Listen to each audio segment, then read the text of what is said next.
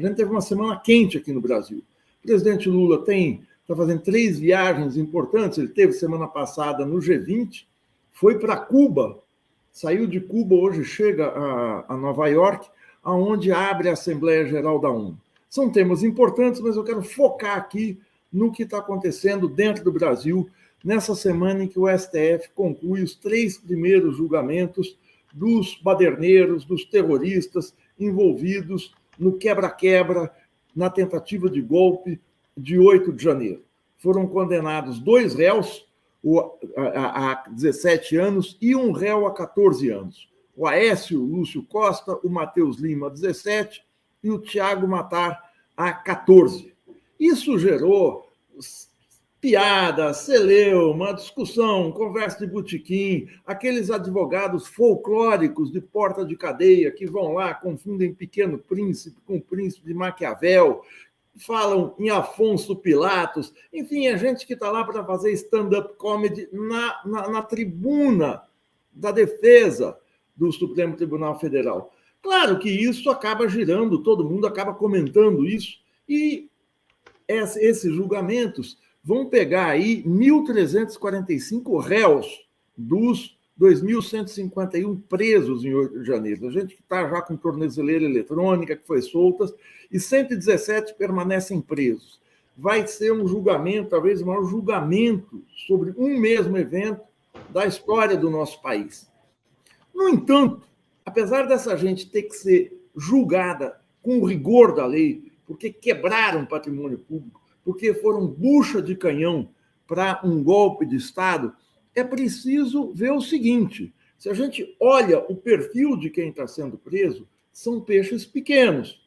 Repito, nenhuma clemência com essa gente, porque eles fizeram ainda a suprema, eu não sei como chamar isso, suprema sinceridade, eu não sei o quê, mas acho que suprema estupidez, de se filmar enquanto cometiam crimes, então não tem defesa. Aí você cometeu um delito e você se filma, não é que você foi captado por uma câmera colocada em qualquer lugar, uma câmera geral, uma câmera de rua, uma câmera dentro de uma casa. Não, eles se filmaram.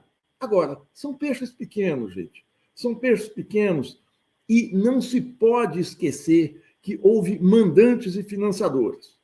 Está certo que está preso um ex-ministro da Justiça, vários policiais, comandantes da Polícia de Brasília estão presos, mas é preciso dizer o seguinte: aonde está aquela gente que financiou a picanha, a linguiça, o transporte, o combustível, financiou os dias que essa gente se deslocou de seus estados para ficar plantada em frente ao quartel das Forças Armadas em Brasília? Onde é que estão os generais que abrigaram essa gente nas suas calçadas, nos seus muros, enfim, deram guarida a golpistas?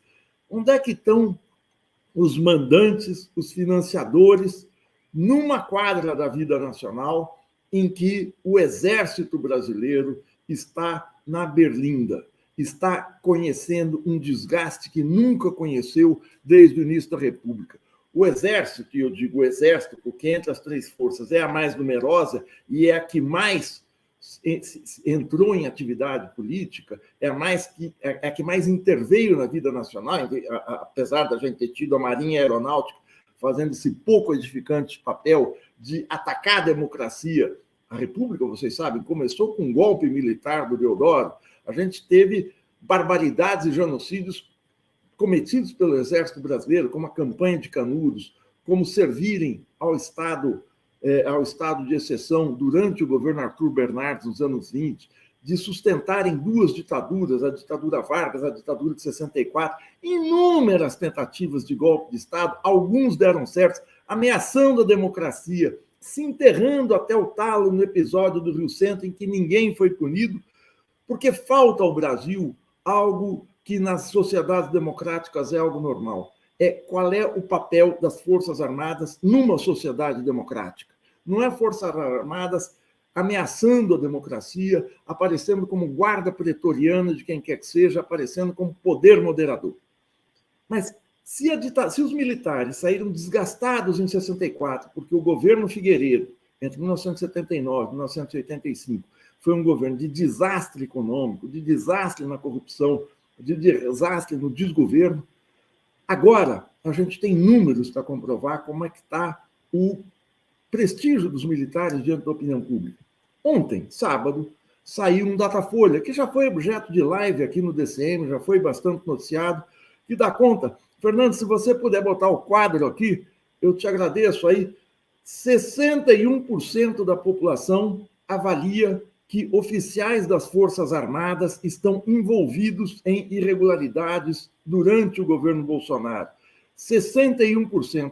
É quase 2/3 da população brasileira vê os militares como não confiáveis. 25% rejeita o envolvimento militar, está aí a fatia vermelha do gráfico, 14% não sabem responder. Mas quase 2/3 conseguem enxergar nas estripulias de gente como Pazuello, Mourão, o inimitável general Heleno, mais do que tudo, aquela gente que no Ministério da Saúde queria vender vacina, comprar vacina com sobrepreço de $1 a dose. O Brasil comprou mais de 400 milhões de doses. Bom, vejam só o que daria essa presumida, essa possível corrupção dentro do Ministério da Saúde. Acabou, se dissolveu um mito construído secularmente ao longo de décadas, primeiro, da competência técnica dos militares e da sua disciplina. Não há competência técnica que resista a um Pazuello no Ministério. Não há competência técnica diante do que foi a pandemia. Não há competência técnica diante de tudo que se viveu nesses tempos. Comprometimento com a pátria. Não é possível ter comprometimento com a pátria sendo subordinado a Bolsonaro. E mais, as Forças Armadas brasileiras estarem subordinadas ao Comando Militar Sul dos Estados Unidos. Um general brasileiro está lá obedecendo às ordens do Comando Militar Sul, explicitando um envolvimento, uma supremacia da potência hegemônica na direção da defesa nacional. E essa crença de que os militares são probos, são honestos, são incorruptíveis, se dissolveu, feito sonrisal na água. Então, há uma chance histórica do governo colocar no devido lugar, no lugar democrático, os militares. Olha aqui, vocês não intervêm na vida política do país. Chile, Argentina e Uruguai trataram os desmandos, os crimes de generais, de ex-presidentes, com o rigor da lei. Todos tiveram oportunidade de defesa, ninguém foi para o pau de arara e foram condenados por terem não só conspirado e atacado a democracia, mas por assassinatos, desaparecimentos, prisões e todo tipo de ilegalidade feita. É claro que a denúncia do Mauro Cid agora compromete mais ainda o Mauro Cid e seu pai na venda de joias, na falsificação de vacinas, junto ao governo Bolsonaro. Isso acaba sendo algo muito explosivo para elas. Por isso, não se justifica a gente não ter tido, durante o governo de transição, um grupo de transição das Forças Armadas. Não se justifica não haver uma discussão pública através de uma Conferência Nacional de Defesa, como há nas áreas de saúde, de educação, de comunicação, enfim, em todas as áreas. Discutir amplamente o que é defesa da soberania, defesa da pátria, defesa da nação, não só com os militares, mas como sendo um patrimônio da população brasileira, algo democrático. Não se justifica que os militares continuem ficando na sua torre de marfim ou no seu quartel de marfim, até porque o clima do país mudou e acabaram-se as ameaças do 7 de setembro. Embora eu acho que o 7 de setembro, promovido pelo governo Lula, foi pífio, foi despolitizado, foi aquela coisa meio boba de um patriotismo vazio, saiu de cena a ameaça de golpe. Seria preciso politizar o 7 de setembro, fazer um ato em defesa da soberania e da nacionalidade. Agora, é preciso ver. O governo Lula, e isso é algo que o Lula fez isso nos seus primeiros governos, enquanto tudo vai bem, não se mexe em nada. Quando a casa cai, como aconteceu depois do golpe de 2016, com a prisão do Lula, aí aparece o desespero, é o barata voa.